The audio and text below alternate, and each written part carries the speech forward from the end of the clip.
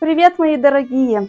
Нет, мы никуда не переезжаем. Эти коробки мне нужны, чтобы сделать фальш-камин. Я уже давно хотела это сделать, еще в прошлом году, но в квартире места для камина не нашлось, а в этом году я решила осуществить задуманное. Эти коробки я попросила у своей знакомой в магазине бытовой техники. Я даже еще не знаю, какого они размера, но так предполагаю, что не маленького. Сейчас буду все распаковывать и создавать конструкцию, что-то наподобие камина.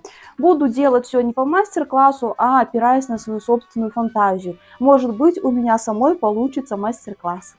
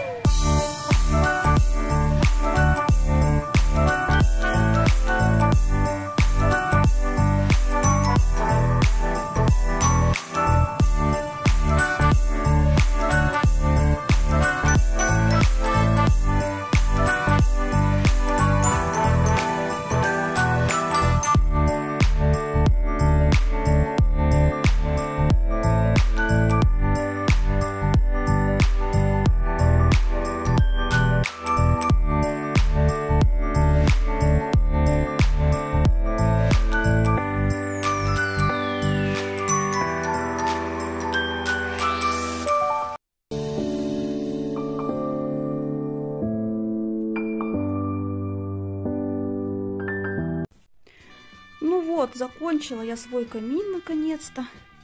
Уже устала с ним возиться, вот что получилось. Конечно, все далеко до идеала, но мне кажется, что получилось неплохо. Тем более, это мой первый камин. Я его так лепила из того, что было, и что мне подсказывала моя голова. Вот картон, клей и немного игрушек.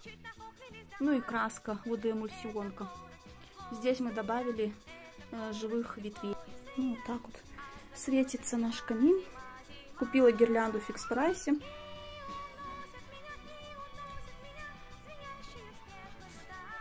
Если время будет, возможно, еще что-то сделаю, какую-то декорацию, чтобы можно было поставить сверху. Вообще предполагается, что камин будет стоять в гостиной, но пока мы его не будем ставить, потому что он довольно хлипкий. Когда время придет наряжать елку, то есть это будет ближе к Новому году, тогда все вместе и поставим. А то дети, я боюсь, уничтожат его раньше времени. Ну все, мои дорогие, всем спасибо за просмотр. Надеюсь, вам было интересно. До новых встреч!